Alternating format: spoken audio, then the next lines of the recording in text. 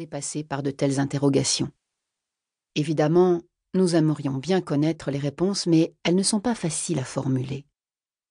Et pour certains, ce sera peut-être la consternation parce qu'ils se rendront subitement et douloureusement compte qu'il leur manque un moteur, une motivation, quelque chose qui les propulse en avant. Leur vie leur apparaîtra alors vide de sens. Le principe japonais de l'ikigai peut nous aider de façon étonnante à trouver un sens dans notre existence quotidienne. Pourquoi ? Parce que nous possédons tous un ikigai.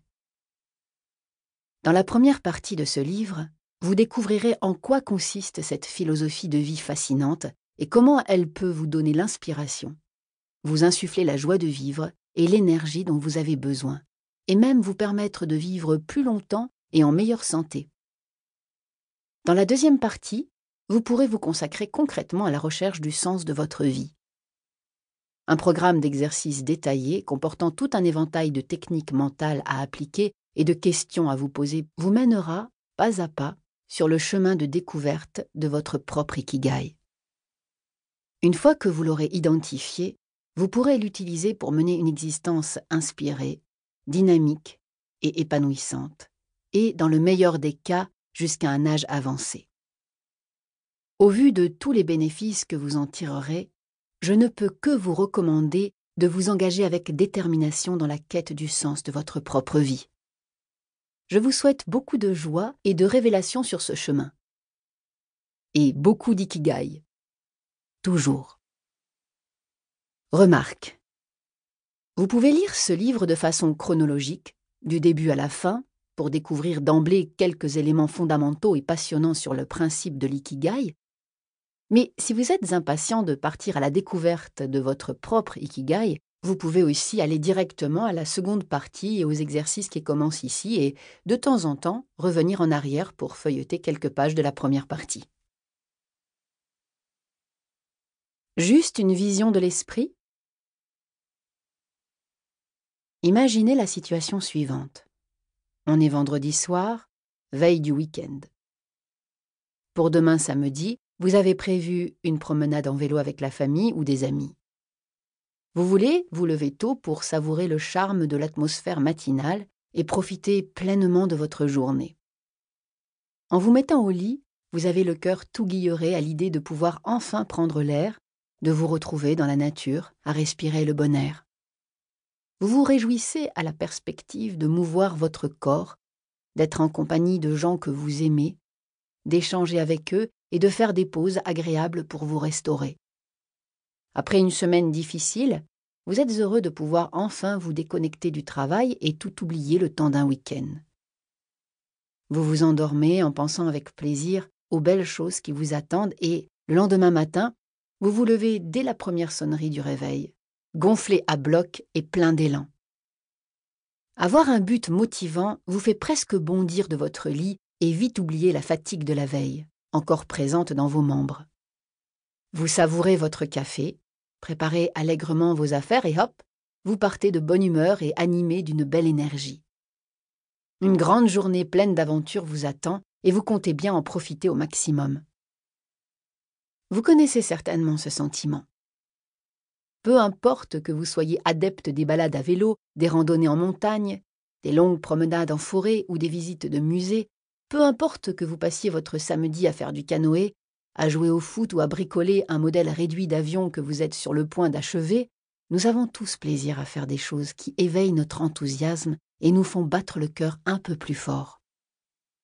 Comme tout nous paraît plus léger quand nous sommes poussés par une motivation intérieure. Quand nous savons que nous allons accomplir quelque chose de beau, faire une activité qui nous met en joie, ne serait-il pas formidable de pouvoir transférer la motivation incroyable que nous éprouvons ces jours-là à la plupart des autres jours de notre vie ? Ne serait-il pas merveilleux de pouvoir répondre systématiquement à la question « Pourquoi est-ce que je me lève le matin ?» De pouvoir y répondre facilement, presque spontanément, avec une certitude intérieure profonde ? N'aimeriez-vous pas vous réveiller tous les matins avec la conscience d'avoir quelque chose à faire qui donne du sens à votre vie, qui vous procure un sentiment de satisfaction et d'accomplissement ? Eh bien, justement, Ce qu'il y a de fantastique dans la philosophie de l'ikigai, c'est qu'elle nous montre que tout cela ne doit pas rester une simple vision de l'esprit. Le bonheur de trouver du sens à ce que l'on fait. Les élégants caractères ci-dessous désignent en japonais l'ikigai. Par le seul fait de sa polysémie, le terme ikigai est déjà très intéressant en soi. Pour simplifier un peu les choses, on pourrait traduire iki par vivre et gai par quelque chose comme raison, motif, sens, résultat, valeur, valoir la peine.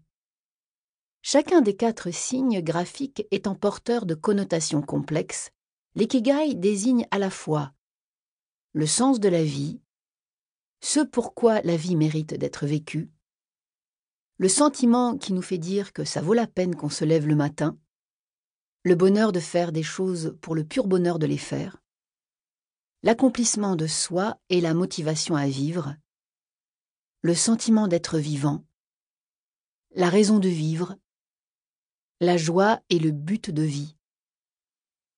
L'ikigai décrit donc l'état d'une personne qui trouve du sens à la vie et éprouve un grand bonheur de pouvoir faire quelque chose qui a du sens à ses yeux. Quiconque a identifié son ikigai éprouve une joie de vivre intense et une énorme satisfaction intérieure, fait preuve d'optimisme, se sent vivant et motivé, est capable de s'enthousiasmer, possède des forces intérieures et dispose d'une grande capacité de résilience. La personne sait pourquoi elle vit et dans quelle direction elle souhaite orienter son existence. Toutefois, l'ikigai ne désigne pas seulement la satisfaction profonde, le sentiment d'accomplissement de celui qui sait ce qui donne du sens à sa vie. Cette notion englobe aussi des activités concrètes, les conditions de vie, les relations à autrui, les attitudes intérieures, les centres d'intérêt, les rêves et les objectifs, et bien d'autres choses encore. Pour schématiser, on peut dire que notre ikigai personnel comprend 4 grandes catégories. Les choses que nous aimons faire, nos points forts, capacités ou compétences, les choses pour lesquelles nous pourrions être rémunérés ou pour lesquelles nous pouvons obtenir une contrepartie de la part des autres, des choses dont le monde a besoin. Les différents aspects de notre ikigai peuvent appartenir à 1, 2 ou 3 catégories, voire aux 4 catégories à la fois. Je vous propose un exemple concret pour mieux comprendre de quoi il s'agit. Chez un pianiste de concert qui trouve son ikigai dans la musique, les 4 catégories jouent un rôle. 1. Le pianiste fait quelque chose qu'il aime. Il s'investit à fond et s'épanouit pleinement dans son activité. 2. Il est visiblement doué pour le piano. Jouer de cet instrument est donc un point fort pour lui. 3. Comme il ne joue pas seulement chez lui, pour lui tout seul, mais donne aussi des concerts en public, il fait quelque chose pour le monde. Les gens qui vont l'écouter apprécient sa musique et sa virtuosité et y trouvent peut-être aussi une part de leur ikigai personnel. 4. Enfin, le pianiste est rémunéré pour ses concerts, ce qui lui permet de vivre de son piano.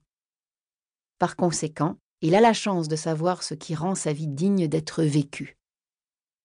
Il peut vivre sa passion, développer ses dons musicaux et pratiquer régulièrement une activité qui fait sens pour lui.